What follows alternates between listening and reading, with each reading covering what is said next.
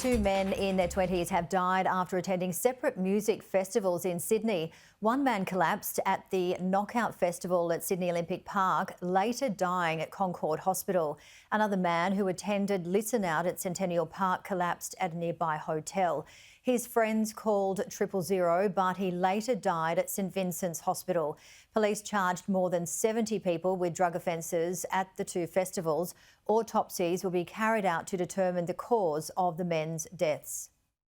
About 4 or 5 years ago, we had 6 people, young people, die in less than 13 months at music festivals. And now already we've had 2 in just the first day. So it's a terrifying thought of what may lay ahead.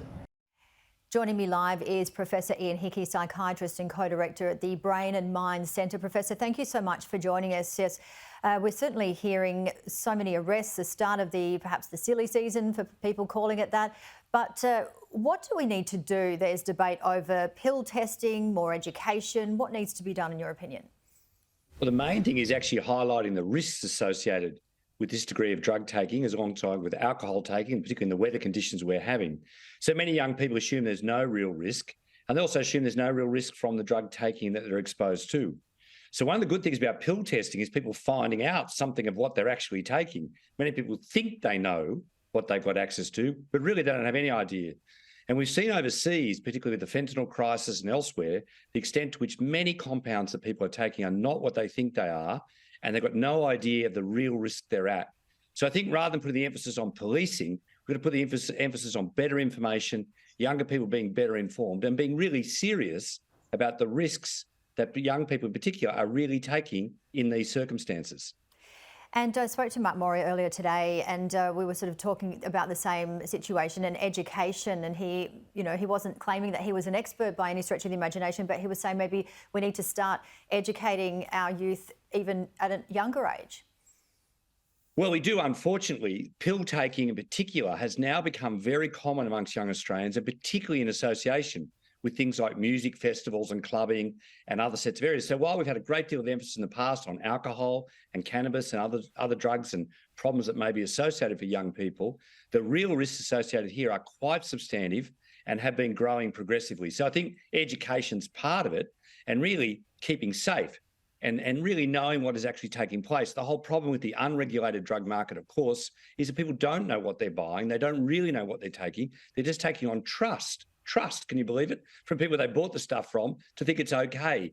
So we've got to challenge some of the myths that there are no real dangers associated with this kind of behaviour. And we've got to do what we can to minimise those risks. Good education, good ideas about what people need to do to be hydrated, how to take care of friends. And I think this is where pill testing does have a role, really revealing what people are being exposed to and the real risks associated with that, and the way it is mixed with alcohol, mixed with being dehydrated, and other sets of problems that can lead, as we've seen just tragically this weekend, to premature deaths.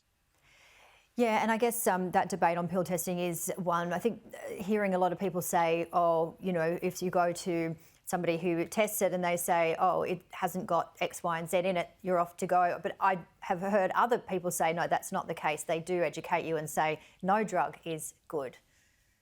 That's right. So I think pill testing people see as the sort of green light. In fact, what most of the research shows is it causes people to be cautious, and it encourages young people to go and find out what exactly they're taking and the risks that are associated with taking it, and particularly mixing it then with other substances, alcohol, or in situations where you're going to be dehydrated, when the heat that we're currently experiencing, and what the real risks are. So when it occurs within a broader educational environment, I think it has much more to offer than just strict policing. And strict policing runs the risk that people just ingest the substances anyway to avoid detection, and actually may put themselves at substantively increased risk. From a brain point of view, Professor, are there certain types of brain that perhaps have more impulse control issues that, they know it's wrong, but they need to get that high, that dopamine, or is it about learning about our own brains and going, okay, well, I have a tendency to have these risk-taking behaviours. What do you say to that? Well, risk-taking is common amongst young people. So as brains develop and people get socialised and they go out and they enjoy themselves, they do take risks. So I think, as with the rest of much of what we do in health, the issue is about harm reduction. What can we do to minimise that risk during these critical developmental phases? So it's a real problem when young people want to go out and enjoy themselves, they want to do things, they do tend to take risks. How can we collectively manage those risks and encourage people to behave responsibly? In fact, what we've seen with young people is the more we provide education about binge drinking, about cannabis, about other drug takings, in fact, it's had an effect on the risks that young people are prepared to take. So we've seen improvements in a number of those other areas, but the pill-taking situation at the moment is one where people perceive there to be low risk, particularly low brain risk. Oh, everything will be fine tomorrow, nothing can really go wrong. When in fact, a lot can go wrong, and as we've seen tragically, can result even in death. Your new book out next week, The Devil You Knew, the myths around depression and why your best days are ahead of you. What are the stats on depression and why are our best days ahead of us if people are suffering from depression? Well, one of the good things is, and we should continue to reinforce, that if you detect depression early and you treat it effectively, then you can move on. In the past, for people my age, and particularly for men my age, they didn't get help. They indulged in alcohol and other drugs. They avoided care with disastrous effects on their marriage, on their careers, on their lives, and with the belief that nothing really could be done. And although we've talked about these things for a long time, the book is all about more detailed knowledge. How do you work out about yourself, where you're most vulnerable and what you most need to do, whether it's regulate your body clock, whether it's get further information, whether it's exercise better, whether it's sleep better, whether it's get good access to effective care. And one of the things to say is good care makes a difference. And we have struggled in Australia to provide good care to enough people. So we have to keep pressure on governments and others to expand the health system. But along the way, people need to know what to ask. And people who are accompanying parents, others, spouses, children, go with people who need care to those care systems and ask the right questions. So the book's full of questions to ask your doctor, your psychologist, anyone else about what is best care and is it being provided to the person you really care about. Professor Ian Hickey, thank you so much for your time and expertise. Thank you so much, Janie, for your interest.